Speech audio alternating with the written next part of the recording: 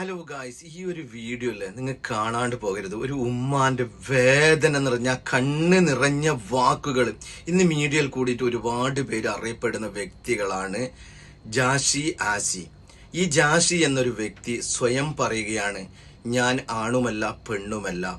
അതിൻ്റെ ഇടയിൽ ഞാനൊരു പെണ്ണായിട്ട് ഇപ്പോ അറിയപ്പെടാൻ ആഗ്രഹിക്കുന്ന ഒരു വ്യക്തിയാണ്. ആ വ്യക്തിന്റെ കൂടെയാണ് ആഷിനെ കൂടിയിട്ടുള്ളത്. ആഷിന്റെ ഉമ്മ പറയുന്ന ചില വാക്കുകൾ നന്ദിനി റെഡ്ഡി എന്ന ആ സഹോദരി പുറത്ത് വിട്ടിരിക്കുകയാണ്.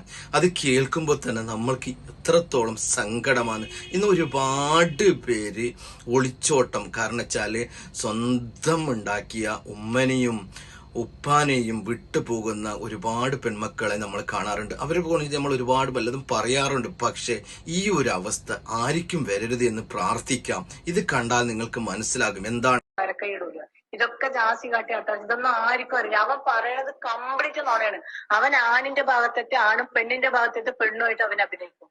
അവന് ഒരു ഓപ്പറേഷൻ ചെയ്യൂല, അവനെ ഒരു എന്തും ചെയ്യൂല. അവനക്ക് ഭയങ്കര പേടിയാണ്. അവൻ പറഞ്ഞ കല്യാണം കഴിഞ്ഞിട്ട് ഞാൻ പേടിച്ചിട്ടാ പോയി ആ പെണ്ണിന്റെ അടുത്ത് സകുമ്പോ സമാധാനത്തിൽ തന്നെ ഇരുന്നിക്കണത്. അല്ലാണ്ട് ഇവൻ പറയണത് ഒന്നും നോണല്ല. ഇവൻ കംപ്ലീറ്റ് പറയണ നോണയാണ്. ഇവൻ എന്താ സത്യം പറയണത്?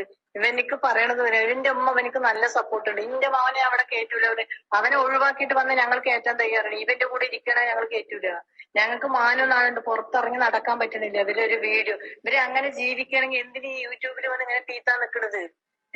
എല്ലാം സഹിച്ച് ഞങ്ങൾ ഇരിക്കില്ല. എന്തൊരു വേദനയാണെന്ന് എനിക്കറിയാം. അവന്റെ വാപ്പ മരിച്ചിട്ട് 3 വർഷമായിട്ടുള്ളൂ. വാപ്പ മരിച്ചിട്ട് ഒരു 7 ദിവസം ഇവിടെ നിൽക്കാൻ അവൻ അയച്ചില്ല. അവൻ പോയി ഇവിടുന്ന്. ഇതൊന്നും ആയിരിക്കും ഈ നന്ദിനി പറയുന്ന പെൺകുട്ടി ഇവരെ നല്ല സഹായിച്ചിട്ടുള്ളൂ, അല്ലാണ്ട് ഒന്നുമില്ല. ഇവൻ